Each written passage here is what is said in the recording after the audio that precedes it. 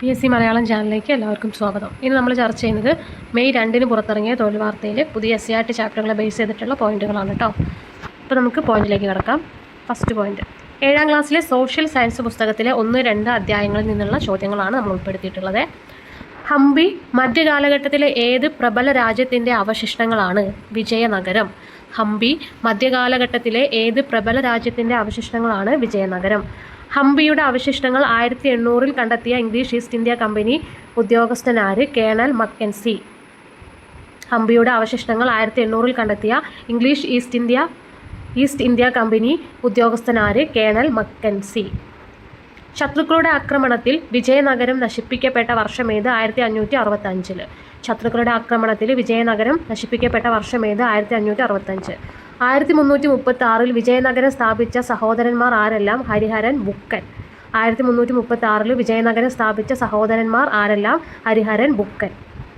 വിജയനഗരത്തിലെ ഏറ്റവും പ്രശസ്തനായ ഭരണാധികാരി ആരായിരുന്നു? കൃഷ്ണദേവരായർ. വിജയനഗരത്തിലെ ഏറ്റവും പ്രശസ്തനായ ഭരണാധികാരി ആരായിരുന്നു? കൃഷ്ണദേവരായർ.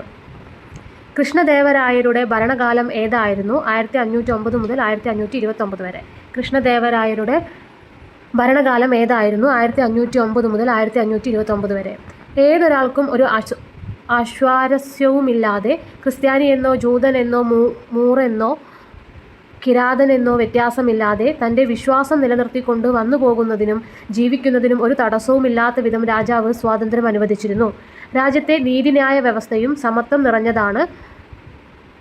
ഇന്ത്യ സന്ദർശിച്ച പോർച്ചുഗീസ് സഞ്ചാരി ബാർബോസ ഏത് വിജയനഗര രാജാവിനെ പറ്റിയാണ് ഇപ്രകാരം പറഞ്ഞത്? കൃഷ്ണദേവരായർ. ഏതൊരാൾക്കും ഒരു അസ്വാരസ്യവുമില്ലാതെ ക്രിസ്ത്യാനിയെന്നോ ജൂതനെന്നോ മൂറനെന്നോ കിരാതനെന്നോ വ്യത്യാസമില്ലാതെ തൻ്റെ വിശ്വാസം നിലനിർത്തിക്കൊണ്ട് വന്നു പോകുന്നതിനും ജീവിക്കുന്നതിനും ഒരു തടസ്സവുമില്ലാത്ത വിധം രാജാവ് സ്വാതന്ത്ര്യം അനുവദിച്ചിരുന്നു. രാജ്യത്തെ നീതിന്യായ വ്യവസ്ഥയും സമത്വം നിറഞ്ഞതാണ്. ഇന്ത്യ സന്ദർശിച്ച പോർച്ചുഗീസ് സഞ്ചാരി ബാർബോസ ഏത് വിജയനഗര രാജാവിനെ പറ്റിയാണ് ഇപ്രകാരം പറഞ്ഞത്? കൃഷ്ണദേവരായർ. വിജയനഗര സാമ്രാജ്യത്തിൻ്റെ തലസ്ഥാന നഗരി ഏതായിരുന്നു? ഹംപി ട്ടോ. അപ്പോൾ വിജയനഗര സാമ്രാജ്യത്തിൻ്റെ തലസ്ഥാന നഗരിയാണ് ഹംപി. അസാമാന്യ പണ്ഡിതനായിരുന്ന ഏത് വിജയനഗര രാജാവാണ് അമുക്തമാല്യത, ജാംബവതി കല്യാണം എന്നീ കൃതികൾ രചിച്ചത്? കൃഷ്ണദേവരായർ. അസാമാന്യ പണ്ഡിതനായിരുന്ന ഏത് വിജയനഗര രാജാവാണ് അമുക്തമാല്യത, ജാംബവതി കല്യാണം എന്നീ കൃതികൾ രചിച്ചത്? കൃഷ്ണദേവരായർ. ഏതൊക്കെ ഭാഷയിലെ സാഹിത്യങ്ങളെയാണ് കൃഷ്ണദേവരായർ പ്രോത്സാഹിപ്പിച്ചത്? തെലുങ്ക്, കന്നഡ, തമിഴ്. ഏതൊക്കെ ഭാഷയിലെ സാഹിത്യങ്ങളെയാണ് കൃഷ്ണദേവരായർ പ്രോത്സാഹിപ്പിച്ചത്? തെലുങ്ക്, കന്നഡ, തമിഴ്. കൃഷ്ണദേവരായരുടെ സദസ്സിലെ അലങ്കരിച്ചിരുന്ന പണ്ഡിത സദസ്സേത്? അഷ്ടദിഗ്ഗജങ്ങൾ. കൃഷ്ണദേവരായരുടെ സദസ്സിനെ അലങ്കരിച്ചിരുന്ന പണ്ഡിത സദസ്സേത്? അഷ്ടദിഗ്ഗജങ്ങൾ.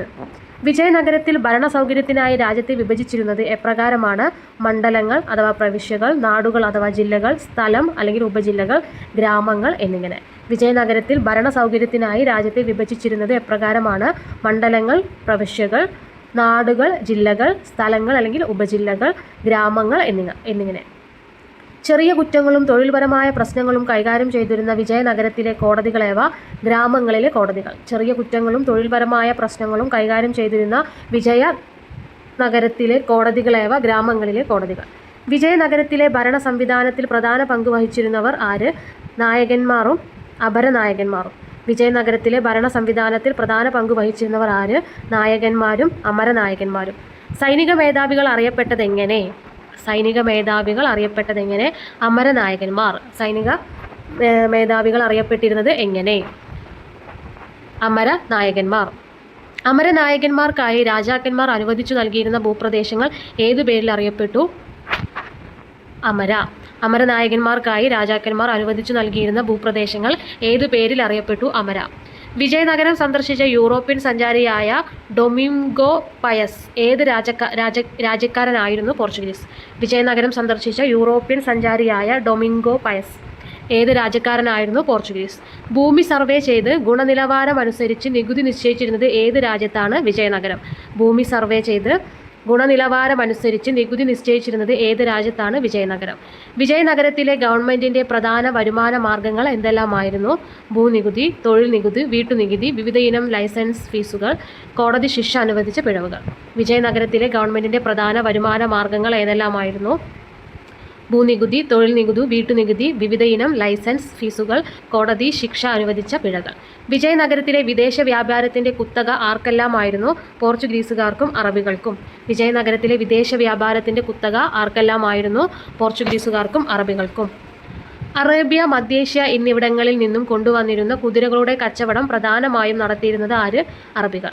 അറേബ്യ, മധ്യേഷ്യ എന്നിവിടങ്ങളിൽ നിന്നും കൊണ്ടുവന്നിരുന്ന കുതിരകളുടെ കച്ചവടം പ്രധാനമായും നടത്തിയിരുന്നത് ആര്? അറബികൾ. കുതിര കച്ചവടത്തിൽ ഏർപ്പെട്ടിരുന്ന പ്രാദേശിക കച്ചവടക്കാർ ഏതു പേരിൽ അറിയപ്പെട്ടു? കുതിരച്ചെട്ടികൾ. കുതിര കച്ചവടത്തിൽ ഏർപ്പെട്ടിരുന്ന പ്രാദേശിക കച്ചവടക്കാർ ഏതു പേരിൽ അറിയപ്പെട്ടു? കുതിരച്ചെട്ടികൾ.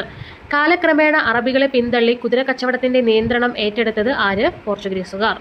കാലക്രമേണ അറബികളെ പിന്തള്ളി കുതിര കച്ചവടത്തിന്റെ നിയന്ത്രണം ഏറ്റെടുത്തത് ആര്? പോർച്ചുഗീസുകാർ. ഹസാര രാമക്ഷേത്രം, വിത്തല സ്വാമിക്ഷേത്രം എന്നിവ എവിടെയാണ്? ഹംപി. ഹസാര രാമക്ഷേത്രം, വിത്തല സ്വാമിക്ഷേത്രം എന്നിവ എവിടെയാണ്? ഹംപി. വിജയനഗര കാലഘട്ടത്തിൽ കൂടുതലായും പ്രാബല്യത്തിലുണ്ടായിരുന്ന ശില്പരീതി ഏത്? ദ്രാവിഡ ശില്പരീതി. വിജയനഗര കാലഘട്ടത്തിൽ കൂടുതലായും പ്രാബല്യത്തിലുണ്ടായിരുന്ന ശില്പരീതി ഏത്? ദ്രാവിഡ ശില്പരീതി. ഇനി വിജയനഗര സാമ്രാജ്യത്തെക്കുറിച്ച് കുറച്ച് പോയിന്റുകൾ ഇവിടെ കൊടുത്തിട്ടുണ്ട്. വിവിധ കാലയളവുകളിൽ വിജയനഗരത്തിന്റെ ഭരണം നടത്തിയ 4 രാജവംശങ്ങൾ ഏതെല്ലാം? സംഗമ രാജവംശം, സാലുവ രാജവംശം, തുളുവ രാജവംശം, അരവിഡു രാജവംശം. വിവിധ കാലയളവുകളിൽ വിജയനഗരത്തിന്റെ ഭരണം നടത്തിയ 4 രാജവംശങ്ങൾ ഏതെല്ലാം? സംഗമ രാജവംശം, സാലുവ രാജവംശം, തുളുവ രാജവംശം, അരവിഡു രാജവംശം. സംഗമ രാജവംശത്തിലെ പ്രമുഖ ഭരണാധികാരികൾ ആരെല്ലാമായിരുന്നു? ഹരിഹരൻ, ബുക്കർ. അപ്പോൾ ഹരിഹരനും ബുക്കനും സംഗമ രാജവംശത്തിലെ പ്രമുഖ ഭരണാധികാരികളായിരുന്നു. സാലുവ രാജവംശത്തിലെ പ്രസിദ്ധനായ ഭരണാധികാരി ആരായിരുന്നു? നരസിംഹ സാലുവ. സാലുവ വംശത്തിലെ പ്രസിദ്ധനായ ഭരണാധികാരി ആരായിരുന്നു? നരസിംഹ സാലുവ. തുളുവ വംശത്തിലെ പ്രശസ്തരായ ഭരണാധികാരികൾ ആരെല്ലാം? വീരനരസിംഹൻ, കൃഷ്ണദേവരായ. തുളുവ വംശത്തിലെ പ്രശസ്തനായ ഭരണാധികാരികൾ ആരെല്ലാം? വീരനരസിംഹൻ, കൃഷ്ണദേവരായർ. അരവിഡു വംശത്തിലെ പ്രശസ്തരായ ഭരണാധികാരികൾ ആരെല്ലാമായിരുന്നു? തിരുമല വെങ്കിട ഒന്നാമൻ. അരവിഡു വംശത്തിലെ പ്രശസ്തരായ ഭരണാധികാരികൾ ആരെല്ലാമായിരുന്നു? തിരുമല വെങ്കിട ഒന്ന്. ഹംപിയുടെ ഒരു പിക്ചർ കൂടെ കൊടുത്തിട്ടുണ്ട്. ഓക്കെ. ഇനി ഗോപുരങ്ങൾ എന്നറിയപ്പെടുന്ന ഭീമാകാരങ്ങളായ ക്ഷേത്ര കവാടങ്ങൾ ഏത് ശില്പകലയുടെ പ്രധാന സവിശേഷതയായിരുന്നു? വിജയനഗര ശില്പകലയുടെ. ഗോപുരങ്ങൾ എന്നറിയപ്പെടുന്ന ഭീമാകാരങ്ങളായ ക്ഷേത്ര കവാടങ്ങൾ ഏത് ശില്പകലയുടെ പ്രധാന സവിശേഷതയായിരുന്നു? വിജയനഗര ശില്പകലയുടെ. വിജയനഗരത്തിൽ ഏറ്റവും അധികം വികാസം പ്രാപിച്ചത് ഏത് ഭാഷാ സാഹിത്യമാണ്? തെലുങ്ക്. വിജയനഗരത്തിൽ ഏറ്റവും അധികം വികാസം പ്രാപിച്ചത് ഏത് ഭാഷാ സാഹിത്യമാണ്? തെലുങ്ക്. 9-ാം നൂറ്റാണ്ടിൽ കേരളത്തിൽ ജീവിച്ചിരുന്ന ഏത് ഭക്തകവിയാണ് പെരുമാൾ തിരുമൊഴി രചിച്ചത്? കുലശേഖര ആഴ്വാർ. 9-ാം നൂറ്റാണ്ടിൽ കേരളത്തിൽ ജീവിച്ചിരുന്ന ഏത് ഭക്തകവിയാണ് പെരുമാൾ തിരുമൊഴി രചിച്ചത്? കുലശേഖര ആഴ്വാർ. ദൈവത്തിന് സമ്പൂർണ്ണമായി ജീവിതം സ്വയം സമർപ്പിക്കുന്നത് എങ്ങനെ അറിയപ്പെടുന്നു? ഭക്തി. ദൈവത്തിന് സമ്പൂർണ്ണമായി ജീവിതം സ്വയം സമർപ്പിക്കുന്നത് എങ്ങനെ അറിയപ്പെടുന്നു? ഭക്തി. ഭക്തിയെ അടിസ്ഥാനമാക്കി ഉയർന്നു വന്ന ആശയങ്ങളും പ്രവർത്തനങ്ങളും ഏതു പേരിൽ അറിയപ്പെടുന്നു? ഭക്തി പ്രസ്ഥാനം. ഭക്തിയെ അടിസ്ഥാനമാക്കി ഉയർന്നു വന്ന ആശയങ്ങളും പ്രവർത്തനങ്ങളും ഏതു പേരിൽ അറിയപ്പെടുന്നു? ഭക്തി പ്രസ്ഥാനം. മധ്യകാലഘട്ടത്തിൽ ഇന്ത്യയിൽ നിലനിന്നിരുന്ന എന്തൊക്കെയാണ് ജനങ്ങൾക്കിടയിൽ വിവേചനം സൃഷ്ടിച്ചത്? യാഥാസ്ഥിതിക കാഴ്ചപ്പാടുകളും ജാതി വ്യവസ്ഥയും. മധ്യകാലഘട്ടത്തിൽ ഇന്ത്യയിൽ നിലനിന്നിരുന്ന എന്തൊക്കെയാണ് ജനങ്ങൾക്കിടയിൽ വിവേചനം സൃഷ്ടിച്ചത്? യാഥാസ്ഥിതിക കാഴ്ചപ്പാടുകളും ജാതി വ്യവസ്ഥയും. ഭക്തി പ്രസ്ഥാനത്തിലേക്ക് ആകൃഷ്ടരായ പ്രധാന വിഭാഗമേത്? സാമൂഹിക വിവേചനം നേരിട്ടിരുന്ന ജനവിഭാഗങ്ങൾ. ഭക്തി പ്രസ്ഥാനത്തിലേക്ക് ആകൃഷ്ടരായ പ്രധാന വിഭാഗമേത്? സാമൂഹിക വിവേചനം നേരിട്ടിരുന്ന ജനവിഭാഗങ്ങൾ. മധ്യകാലഘട്ടത്തിൽ ഇന്ത്യയൊട്ടാകെ വ്യാപിച്ച 2 പ്രധാന സാംസ്കാരിക പ്രസ്ഥാനങ്ങളേവ? ഭക്തി പ്രസ്ഥാനവും സൂഫി പ്രസ്ഥാനവും. മധ്യകാലഘട്ടത്തിൽ ഇന്ത്യയൊട്ടാകെ വ്യാപിച്ച 2 പ്രധാന സാംസ്കാരിക പ്രസ്ഥാനങ്ങളേവ? ഭക്തി പ്രസ്ഥാനവും സൂഫി പ്രസ്ഥാനവും. ദക്ഷിണേന്ത്യയിൽ ഭക്തി പ്രസ്ഥാനം നിലനിന്നിരുന്ന കാലയളവേത്? CE 7 മുതൽ 12-ാം നൂറ്റാണ്ട് വരെ. ദക്ഷിണേന്ത്യയിൽ ഭക്തി പ്രസ്ഥാനം നിലനിന്നിരുന്ന കാലയളവേത്? CE 7 മുതൽ 12-ാം നൂറ്റാണ്ട് വരെ. ഇഷ്ടദൈവത്തോടുള്ള അചഞ്ചലമായ ഭക്തിയെ സൂചിപ്പിക്കുന്ന ഗീതങ്ങളും കീർത്തനങ്ങളും രചിച്ചിരുന്ന ദക്ഷിണേന്ത്യൻ ഭക്തകവികളിൽ വിഷ്ണു ഭക്തർ ഏതു പേരിൽ അറിയപ്പെടുന്നു? ആഴ്വാർമാർ. ഇഷ്ടദൈവത്തോടുള്ള അചഞ്ചലമായ ഭക്തിയെ സൂചിപ്പിക്കുന്ന ഗീതങ്ങളും കീർത്തനങ്ങളും രചിച്ചിരുന്ന ദക്ഷിണേന്ത്യൻ ഭക്തകവികളിൽ വിഷ്ണു ഭക്തർ ഏതു പേരിൽ അറിയപ്പെടുന്നു? ആഴ്വാർമാർ. ദക്ഷിണേന്ത്യൻ ഭക്തകവികളിൽ ശിവഭക്തർ അറിയപ്പെട്ടതെങ്ങനെ? നായനാർമാർ. ദക്ഷിണേന്ത്യൻ ഭക്തകവികളിൽ ശിവഭക്തർ അറിയപ്പെട്ടതെങ്ങനെ? നായനാർമാർ. ദക്ഷിണേന്ത്യൻ ഭക്തി പ്രസ്ഥാനത്തിൻ്റെ പ്രധാന സവിശേഷതകൾ എന്തെല്ലാമായിരുന്നു? ഇഷ്ടദൈവത്തോടുള്ള അകമഴിഞ്ഞ ആരാധന, ദൈവത്തോടുള്ള സ്നേഹവും സമർപ്പണവും പ്രാദേശിക ഭാഷയിൽ കീർത്തനങ്ങളുടെ രചനയും ആലാപനവും, സ്ത്രീകൾക്ക് തുല്യമായ പങ്കാളിത്തം, ജാതി വ്യത്യാസമില്ലാതെ എല്ലാവർക്കും പ്രവേശനം. ദക്ഷിണേന്ത്യൻ ഭക്തി പ്രസ്ഥാനത്തിൻ്റെ പ്രധാന സവിശേഷതകൾ എന്തെല്ലാമായിരുന്നു? ഇഷ്ടദൈവത്തോടുള്ള അകമഴിഞ്ഞ ആരാധന, ദൈവത്തോടുള്ള സ്നേഹവും സമർപ്പണവും, പ്രാദേശിക ഭാഷകളിൽ കീർത്തനങ്ങളുടെ രചനയും ആലാപനവും, സ്ത്രീകൾക്ക് തുല്യമായ പങ്കാളിത്തം, ജാതി വ്യത്യാസമില്ലാതെ എല്ലാവർക്കും പ്രവേശനം. ഭക്തിപ്രസ്ഥാനം ഒരു ജനകീയ പ്രസ്ഥാനമായി രൂപം കൊണ്ടതെവിടെ? തമിഴ്നാട്ടിൽ. ഭക്തിപ്രസ്ഥാനം ഒരു ജനകീയ പ്രസ്ഥാനമായിട്ട് രൂപം കൊണ്ടതെവിടെ? തമിഴ്നാട്ടിൽ. ആഴ്വാർമാരുടെ രചനകൾ അറിയപ്പെട്ടതെങ്ങനെ? 4000 ദിവ്യപ്രബന്ധം. ആഴ്വാർമാരുടെ രചനകൾ അറിയപ്പെട്ടതെങ്ങനെ? 4000 ദിവ്യപ്രബന്ധം. നായനാർമാരുടെ രചനകൾ എങ്ങനെ അറിയപ്പെട്ടു? തിരുമുറൈകൾ. നായനാർമാരുടെ രചനകൾ എങ്ങനെ അറിയപ്പെട്ടു? തിരുമുറൈകൾ. ആഴ്വാർ വിഭാഗത്തിലെ പ്രധാന കവികൾ ആരെല്ലാമായിരുന്നു? കുലശേഖര ആഴ്വാർ, പെരിയാഴ്വാർ, നമ്മളാഴ്വാർ, ആണ്ടാൾ. ആഴ്വാർ വിഭാഗത്തിലെ പ്രധാന കവികൾ ആരെല്ലാമായിരുന്നു? കുലശേഖര ആഴ്വാർ, പെരിയാഴ്വാർ, നമ്മളാഴ്വാർ, ആണ്ടാൾ. നായനാർമാർ വിഭാഗത്തിലെ പ്രധാന കവികൾ ആരെല്ലാമായിരുന്നു? കാരയ്ക്കൽ അമ്മയാർ, അപ്പർ, സമ്പന്തർ, സുന്ദരർ, മാണിക്കവാസകർ. നായനാർമാർ വിഭാഗത്തിലെ പ്രധാന കവികൾ ആരെല്ലാമായിരുന്നു? കാരയ്ക്കൽ അമ്മയാർ, അപ്പർ, സമ്പന്തർ, സുന്ദരർ, മാണിക്യവാസകർ. 12ാം നൂറ്റാണ്ടിൽ കന്നഡ ദേശത്ത് ജീവിച്ചിരുന്ന തത്വചിന്തകനും കവിയും സാമൂഹിക പരിഷ്കർത്താവുമായ വ്യക്തിയാര്? ബസവണ്ണ. 12ാം നൂറ്റാണ്ടിൽ കന്നഡ ദേശത്ത് ജീവിച്ചിരുന്ന തത്വചിന്തകനും കവിയും സാമൂഹിക പരിഷ്കർത്താവുമായ വ്യക്തിയാര്? ബസവണ്ണ. സ്വാതന്ത്ര്യം, സമത്വം, സാമൂഹിക നീതി എന്നിവയിൽ അധിഷ്ഠിതമായി ബസവണ്ണ മുന്നോട്ട് വെച്ച ആശയങ്ങളെ ഏകോപിപ്പിക്കാനായി അദ്ദേഹം സ്ഥാപിച്ച പ്രസ്ഥാനമേത്? വീരശൈവ പ്രസ്ഥാനം. സ്വാതന്ത്ര്യം, സമത്വം, സാമൂഹിക നീതി എന്നിവയിൽ അധിഷ്ഠിതമായി ബസവണ്ണ മുന്നോട്ട് വെച്ച ആശയങ്ങൾ ഏകോപിപ്പിക്കാനായി അദ്ദേഹം സ്ഥാപിച്ച പ്രസ്ഥാനമേത്? വീരശൈവ പ്രസ്ഥാനം. 12ാം നൂറ്റാണ്ടിൽ ബസവണ്ണ സ്ഥാപിച്ച ആത്മീയ ചർച്ചാവേദി ഏത്? അനുഭവ മണ്ഡപം. 12ാം നൂറ്റാണ്ടിൽ ബസവണ്ണ സ്ഥാപിച്ച ആത്മീയ ചർച്ചാവേദി ഏത്? അനുഭവ മണ്ഡപം. അനുഭവ മണ്ഡപത്തിലെ ചർച്ചകൾക്ക് നേതൃത്വം നൽകിയിരുന്നവർ ആരെല്ലാം? അല്ലമപ്രഭു, അക്ക മഹാദേവി.